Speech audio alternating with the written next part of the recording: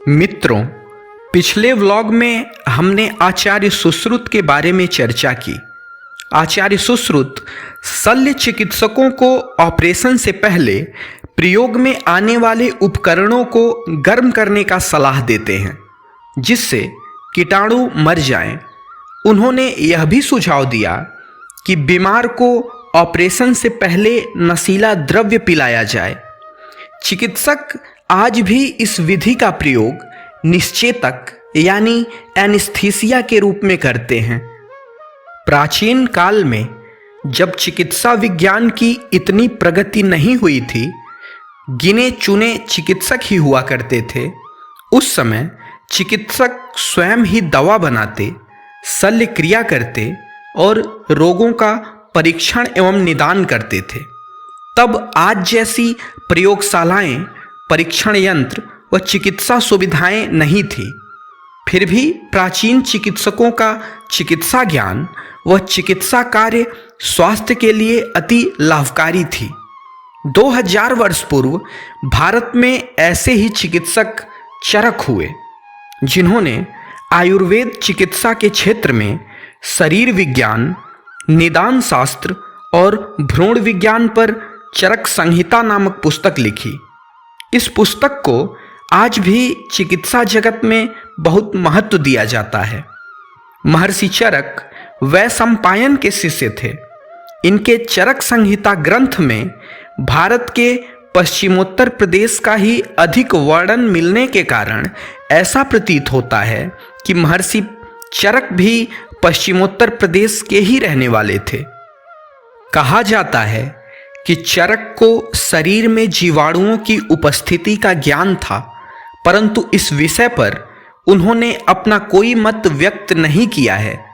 चरक को आनुवांशिकी के मूल सिद्धांतों की भी जानकारी थी। महर्षि चरक ने अपने समय में यह मान्यता दी थी कि बच्चों में आनुवांशिक दोष जैसे अंधापन, लंगड़ापन जैसी दिव्यांगता माता या पिता की किसी कमी के कारण नहीं, बल्कि डिंबाणु या शुक्राणु की त्रुटि के कारण होती थी। यह मान्यता आज के चिकित्सा विज्ञान में एक स्वीकृत तथ्य है। महर्षि चरक ने मानव शरीर में दांतों सहित 360 हड्डियों का होना बताया था। महर्षि चरक का विश्वास था कि हृदय शरीर का नियंत्रण केंद्र है। चरक ने शरीर रचना और भिन्न अंगों का अध्ययन किया था। उनका कहना था कि हृदय पूरे शरीर की 13 मुख्य धमनियों से जुड़ा हुआ है।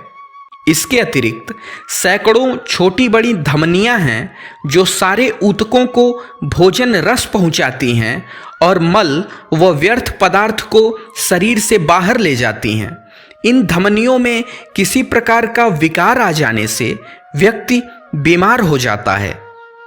प्राचीन चिकित्सक आत्रेय के निर्देशन में अग्निवेश ने एक वृहत संहिता ईसा से 800 वर्ष पूर्व लिखी थी।